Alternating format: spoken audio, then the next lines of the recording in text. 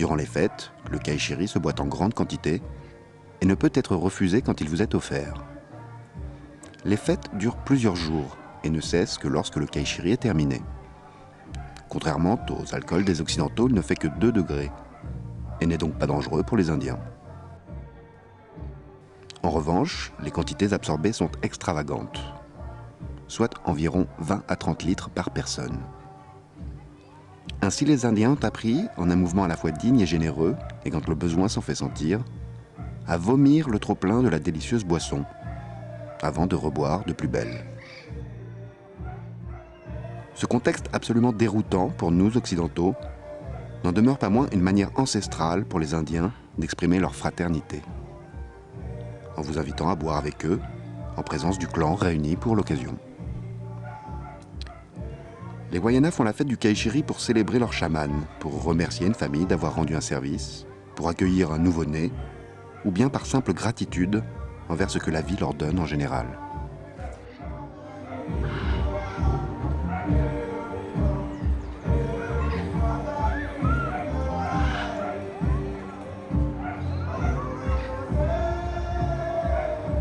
Mille fois merci et du fond du cœur de nous recevoir dans ton village, en Tecumtata. Mais le mot merci n'existe pas en Wayana. Il y a des choses qui sont naturelles. Bon, alors, merci quand même. En Tecumtata, donc, qui est désormais l'un des villages Wayana les plus importants, que tu as créé en 1967. En fait, au départ, tu quittes l'Europe et la France métropolitaine en 1961, a priori dans l'unique but de faire momentanément, dans l'unique but de faire un reportage sur les tribus amérindiennes. Et finalement, tu ne reviendras jamais. C'est pas tout à fait ça. Hein. Ouais. Je suis parti pour réaliser un rêve d'enfant. Depuis tout gamin, je rêvais de voyages, d'aventures, de rencontres avec des hommes dans le monde, avec des Amérindiens, mais je voyais surtout ceux d'Amérique du Nord, donc j'ai joué aux cow-boys, Indiens cow-boys. J'ai été soit le cow-boy, soit l'Indien, bien sûr. Et puis plus j'ai grandi, plus mon désir et mon rêve devenaient forts. Et en fait, un jour, j'ai voulu envie, non pas pour faire un reportage, mais pour voir, pour connaître, pour découvrir, pour moi, accessoirement faire quelque chose. Mais je veux dire, le départ, c'était pas de faire partir pour réaliser un reportage ou un film. C'était simplement pour réaliser quelque chose qui était très fort en moi. Et c'est vrai que je suis arrivé en 1961 et j'ai commencé par la Guyane parce que la Guyane, c'est un pays dont on avait beaucoup parlé dans les années 50 avec l'histoire de Sarmoufray. Oui. Voilà, et puis je savais que j'allais rencontrer différentes populations. Et pour moi, c'était un petit peu le tremplin. La Guyane était un peu un tremplin avant d'affronter la forêt amazonienne, le Nord-Brésil, puisque j'avais un périple qui était prévu entre la Guyane et le Nord-Brésil. Et bon, je suis arrivé ici, et puis indiscutablement, je suis tombé amoureux d'un pays, quoi, parce que la Guyane, c'est la rivière et la forêt, surtout la rivière et la forêt.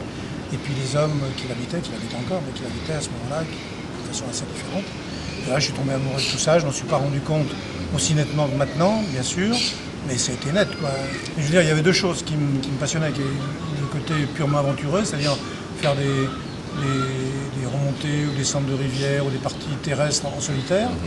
Bon, parce que ça, je trouve ça assez passionnant, même si c'était difficile. Et puis la rencontre avec les hommes, qui était autre chose que je dissociais du côté purement aventureux. Oui. Donc j'avais entre autres prévu de faire le chemin des Émerillons, de remonter le Yapok en solitaire, avec un petit canot, pagaie bien sûr. Et bon, un beau jour, je me suis rendu compte que si je ne le faisais pas assez vite, je ne pourrais jamais le faire, parce que j'étais trop pris par quelque chose. Tu n'as même pas pris le temps d'apprendre à nager d'ailleurs pour le faire. Ouais. Oui, mais ça c'est Bon, pour certaines personnes, ça peut quand même c'est vrai que ça paraissait important, mais bon, quand on est jeune, mon but, je sais pas, moi il y avait beaucoup de choses. Je savais que j'avais un handicap, que je ne savais pas nager. Mais bon, je m'en suis sorti Tout là. à fait, donc jusqu'au moment où en fait tu vas aller jusqu'à, avec les Indiens Wayana, passer toi-même le maraquet, passer ton premier maraquet. Alors est-ce Oui. que tu peux nous raconter un peu ça, d'abord qu'est-ce qu'est le maraquet et puis comment ça se déroule Non, mais c'est quelque chose de logique, je veux dire. Euh, on arrive chez une population, encore une fois, il faut se remettre dans le contexte, 61. Alors il y a des gens, des ethnologues, des scientifiques, donc, qui eux, déjà à l'époque, il y avait deux écoles, quoi. Les gens qui arrivent et qui disent la meilleure façon d'étudier, de comprendre, c'est de regarder vivre les gens. Chacun est libre de faire ce qu'il veut. Hein.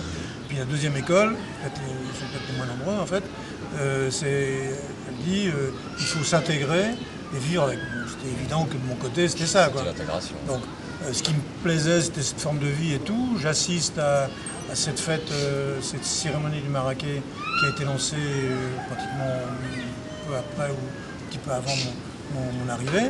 Donc je me suis informé, j'ai essayé de comprendre ce que c'était. Et j'ai dit, bon bah tiens, ce serait intéressant de subir, de passer cette épreuve pour voir comment on réagit, pour avoir des sensations plus proches.